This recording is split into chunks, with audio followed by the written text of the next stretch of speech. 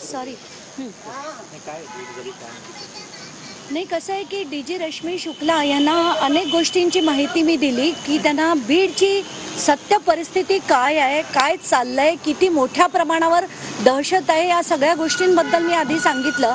आणि त्यानंतर मी धनंजय मुंडे यांच्या ज्या कंपनीज आहेत त्याच्या सगळ्या डिटेल्स, म्हणजे व्यंकटेश्वरा इंडस्ट्रियल सर्व्हिसेस आणि टर्टल लॉजिस्टिक्स या दोन कंपन्या जिथे धनंजय मुंडे आणि राजश्री मुंडे देखील आहेत, आणि या कंपन्यात वाल्मिक कराड देखील शेअर होल्डर्स आहेत.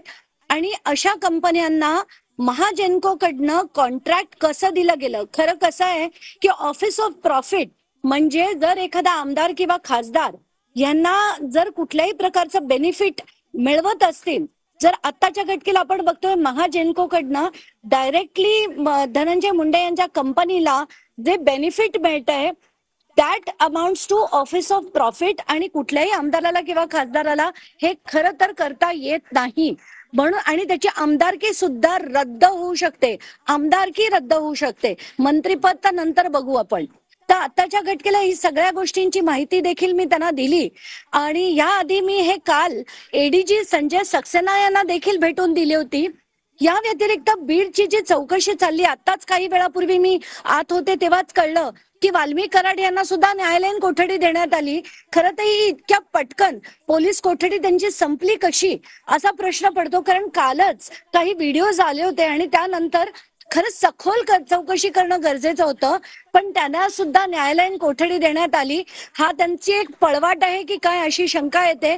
म्हणून वाटतं की हे पहिल्यांदा आपण बघितलं विष्णू चाटे यांना चॉईस ऑफ जेल दिलं गेलं. चॉईस ऑफ जेल म्हणजे त्यांनी मागणी केली की मला लातूर जेलमध्ये ठेवा, का तर यांचे नातेवाईक आणि अतिशय मर्जीतले लोक, ही 8 लोक, त्याची मी अख्खी यादीच्या यादी डीजी मॅडमना दिली आहे की विष्णू चाटे मागतात लातूर जेल आणि त्यांना चॉईस ऑफ जेल दिलं जातं.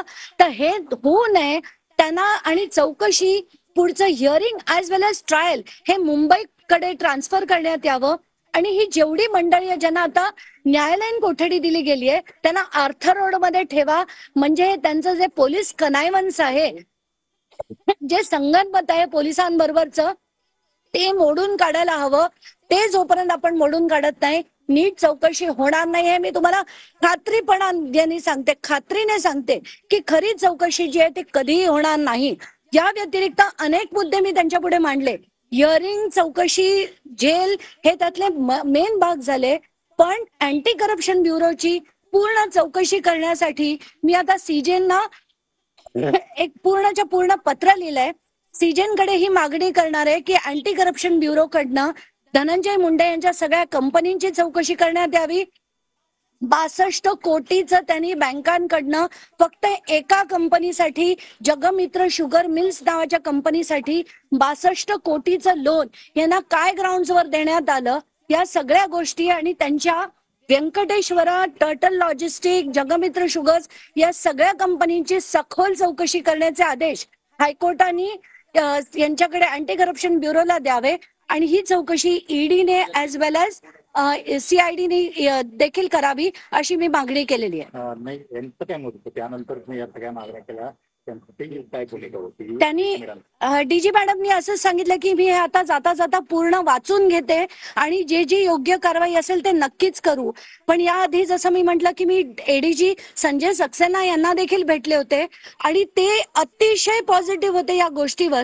त्यामुळे आता हे दोघं मिळून निर्णय नक्कीच घेतील आणि संतोष देशमुख यांना न्याय मिळेल याच्यातनं काही शंका वाटत नाही, कारण मला डीजींपेक्षा एडीजींवर खात्री जास्त आहे. मॅडम, जशी या प्रकरणाची चौकशी सुरू होते तसं वाल्मिक कराडची संपत्ती, मालमत्ता कुठे कुठे आहे ते समोर येत आहे. ज्योती जाधव आहे त्याच्या दुसऱ्या पत्नी आहे, त्यांची 9 एकरची जमीन आता बीडमध्ये आलेली आहे. 9 एकर काही कमी होत नाही, तर त्याबद्दल काय सांगणार?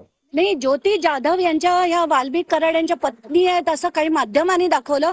मला खरं खोटं माहित नाही, पण त्यांची संपत्ती फक्त 9 एकर तिथेच नाही तर त्यांची 35 एकर जमीन आधी दुसऱ्या सोलापूरच्या एका गावात होती. त्याचे सातबारे देखील मी ट्विट केलेत. ते इतके अफाट फ्लॅट्स, जमिनी हे यांचे आले कुठून? कारण वाल्मिक कराड यांचे सुद्धा अनेक फ्लॅट्स, अनेक संपत्ती त्यांची बाहेर आलेली आहे. ईडीने त्यांना अगदी खूप आधी समन्स देखील बजावले होते, पण चौकशी आपल्याला माहिती आहे की हे सगळे एका पक्षात अमुक एका पक्षाशी संगनमत झालं, त्यांचं कोएलेशन झालं की सगळे तपास थांबतात. तर हे तपास थांबू नये असाच अर्ज मी आता सीजेनकडे देते. काल तुम्ही एक ट्विट देखील केलेलं होतं. 307चा गुन्हा हा जुलै 2024 मध्ये वाल्मी कराड याच्या विरोधात दाखल झाला.